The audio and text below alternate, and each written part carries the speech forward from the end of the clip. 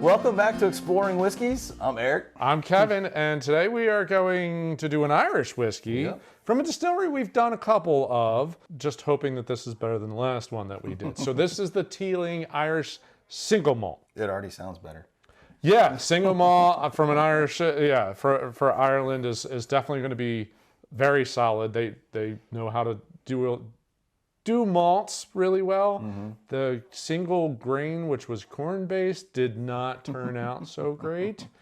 Anyway, they been around since about 2012, and they have a lot of really interesting releases. They do some finishes, and the best part, almost every release is 92 proof or higher. There you go. That's a distillery I can get behind that one. The baseline's really good. I don't remember this one, or if it's good or bad. I know we cracked it, so I have no idea. I don't remember either. I don't remember. It's been a little while. So this is 100% malted barley, and I don't think we have necessarily an age statement on this guy, but just like Scotches, Irishes have to be at least 3 years old. Good part we do know, they don't chill filter, they don't add coloring to it. This is all natural. So that's a solid.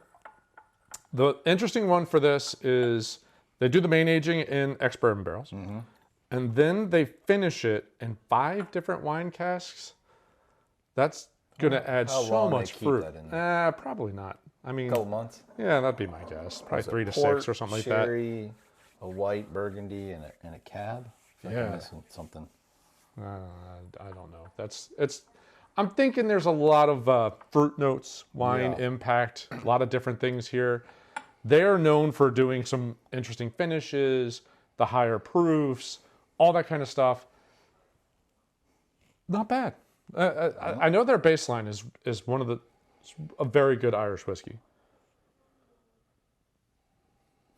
That's just kind of... I get like an apple.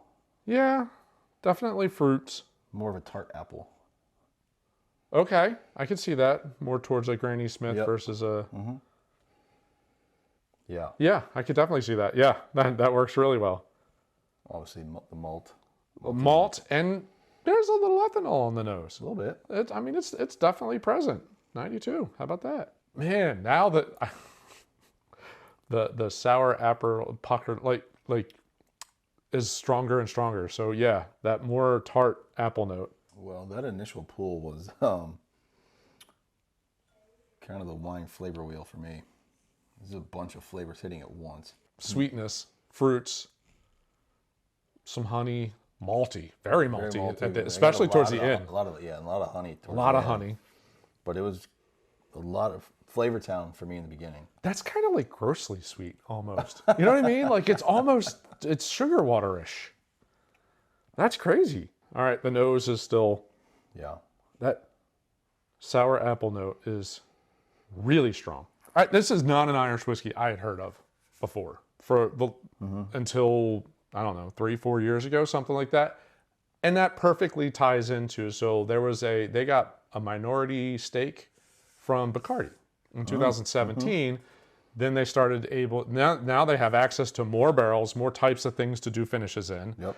And they have worldwide distribution through Bacardi. So I was like, oh, that makes so much more sense that I'd never heard of Teeling. Deeper pockets now. Until a handful of years ago. And yeah, it's always nice to just ride someone's coattails rather than reinvent that wheel. Well, you've already got the distribution across the world. Yep. More money, so you get more access to play around. I'm going to say that. I'm sure you're going to want to do some water. Yeah, absolutely. Given that the proof is much higher than we're used to on an Irish. The nose? Very dark bottle. Yeah. Yes, they made it nearly black of a bottle. All right, sure. Let's do that. Let's drop a little bit of water. And we'll sit. Yeah, that works. I'm going to go with the sour apple gets a little muted. Yeah, I'm thinking more of the honey and malt pops up. So we got the New Glencairn. We got t-shirts. But for the Glencairn, we are going to do, as soon as we hit 200 subscribers, we're going to do a little contest for a Glencairn. We're at I don't know, 60 something, 70-ish. I don't know. Somewhere getting in that there. range. So we're really close to 200. As soon as we do 200, we'll do a contest episode. I still get apple, but it's Yeah. It switched apples though. I get a little bit more of like a Red Delicious type apple. a little Fuji. Yeah, something like that. Yeah, it's still there, but It's not as tart. It's not as tart. Yeah. I was just expecting so much more like grape wine impact than the apple, but the apple is really strong. Did you get like a little, like almost like a char barrel note? Like a little bit of a burn. A little bit. Dear God, the finish is so sweet. It's so I think it's even honey sweeter. malt. I still think it's because there's a change. So if the palate is really sweet, the finish, like if it stays sweet, like that's not a ramp up. When there's like the palate has a different thing and then it goes to sweet, I think the sweet ramps up. That's what this feels like because the palate gets a little bit more barrely, oaky, something along the, like there's a little bit more of a barrel note in there. And that changes the palate, but the finish goes right back to that honey, fruit, sweet. That's my theory, and I'm sticking to it. I get more ethanol now, nosing the top of the glass. And coming down, still get the apple, way more ethanol at the top. I don't get why water would necessarily release more ethanol, you know? I wish we had a friend that was a chemist. And could break down like what's actually happening between all the chemicals. Yeah, that would be great. Or we just go to the distillery and they'll tell us why. Probably, yeah. They're chemists in their own right. Yep. Yeah, I mean, again, to your point, if your nose is up towards the top, it does come off a little bit more of a sharp ethanol note, but as you come down, the fruits, the honeys, the malts are more in the lower side. So did you score this bottle locally? Yes. I have no idea where. Yes, that is definitely a local one. It's not that you can't find this. This is a relatively common release from them. A lot of times you're just going to see the small batch, the regular small batch bottle. But if they have any kind of a selection, a lot of times they'll have this and that single grain. I don't know. This is good. I still really think the small batch, like the regular small batch one was still the best from them. I'd have to go back and taste the small batch. I don't remember it. Don't have that bottle anymore. I think we finished that one off. Been trying to... Thin the herd? Yes. Trying to finish off some bottles that have a little bit of whiskey left and... Gives you a reason to go out and shop. Or gives me space for the stuff that I'm going to buy anyways. You know, when that new store comes in. Oh, yes. Oh, that's going to be so bad. I'm a big fan of this. And I think it's good. I like the flavor profile. Yeah. But I also think I'm a big fan because of the proof. 80 proof Irish whiskey for the most part is just...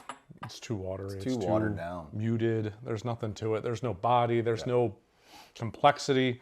This has all of that. Changes nicely with water. I'm kind of good either way. I enjoy the more tart. It's from the neat. I kind of good. I'm good either way. I like that it's a little different. It's definitely gives you... I enjoy the char, a little more char... On the palate. Okay. But I don't know how to... I'm not a chemist, so I don't know. I don't know how to keep one and add the other one. I don't know how that works. Less water. So overall price, I want to say MSRP is 60. I got this just under that. There is, it's a little bit more expensive. I want to say the regular Teeling's 45-ish, something like that, high 40s. So it is a little bit more expensive. It's probably because of all the finishing and all the stuff that goes in with that. If you're 5 different wine casks, there's going to be some costs associated with that. Right. And I have to, because it's a single malt, like, are they putting in a little extra time? They don't really age state it, but maybe it's a little bit older. I don't really know. There is a little bit more barrel impact that I can pick up. So maybe that, I wonder if all of it is rotated through wine casks. I don't know. I would split it into 5 and then marry the 5 back. And then keep one that is not. Yeah, one's pure. Sure. Yeah. Yeah. I'm curious. I don't know. Again, they're mad. They're magicians. They're mad scientists doing crazy things.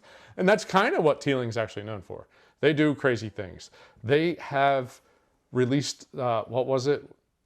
Was it 30 year? What the hell was it? Yes. Yes, for the 30 Ultra premium, 30-year-old French wine cask finished Irish whiskey. Who does that? Oh, I'm going to go out on a limb and say they're the only ones. Who does a 30-year-old Irish whiskey? The Irish whiskey just kind of, I don't know, like it kind of dipped down for the longest time in like what you thought Irish whiskey was, while Scotches were kind of coming up and then bourbons came up and all that kind of stuff. And Irish whiskey's still, I think, frowned upon. Like it's not looked upon as the same level as a Scotch or a bourbon, in my opinion. Nope. But they're doing things that are more like they're on the bottom of the Scotches. pecking order. Yeah. Well, there's Canadians as well. Canadian whiskey. Yeah. Okay. That's bottom of the they're the bottom. they're second to last.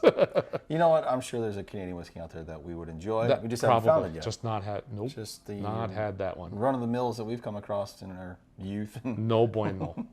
That's what we're used to. I think it's good. It's a solid Irish whiskey for the price. The proof is solid. The profile's I nice. like the price. 60, high 50s.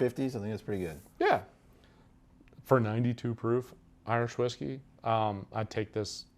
Yeah, I'd take that any day. Yeah, I think the pretty couple Irishes I have on my bar cart, none of them are. I don't think any of them are over like mid to high 40s. But no, I think definitely the process for this one. I think it's definitely worth the money. Yeah. For the process. Yeah. So. Yeah, doing anytime you do some finishing, that's just it adds so much to the expense and all that kind of stuff. So, Yeah.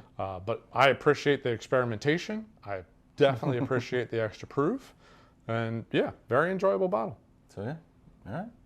Teeling number 3. Teeling number 3 in the books. I hope to find some more because this was a good one. Yeah. I think there's 2 more or 3 more of like even just standard line ones, and then they have special releases. They do a lot of crazy stuff, which is kind of fun. Look forward to sampling those. Yes, finding the crazy stuff. We'll enjoy the hunt on those. Exactly. Finding those too. So, all right. Well, again, Teeling number 3 is in the books. Hopefully, we're going to track down some more. Hope you enjoyed this review. As always, if you did, give us the thumbs up. Maybe 1, 2. Give us that. Just 1. I don't think you can do 2. Anyway, while you're down there, subscribe to the channel, hit the bell icon, get notified every time we put out a new episode. Let us know what your favorite Irish whiskey is, because I'm looking for a few more Irish whiskeys to sample outside of the Teelings and the green spots. Really want to find a few more that will tickle my fancy on some Irishes, because I do enjoy, but they need to be more than that 80 proof like baseline Middleton distillery. Yeah, that's our problem. Yeah, exactly. So let us know. Love to hear from you. Absolutely. Thanks for joining. See you on the next episode. Cheers. Cheers.